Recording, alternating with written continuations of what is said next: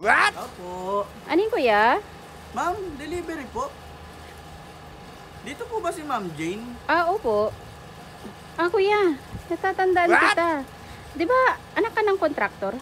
Opo, ma'am. Oh, di ba, ang yaman-yaman mo? Bakit nagde-deliver ka na ngayon? Ma'am, naghihirap na po kami, ma'am. Binabatikos na po kami sa social media.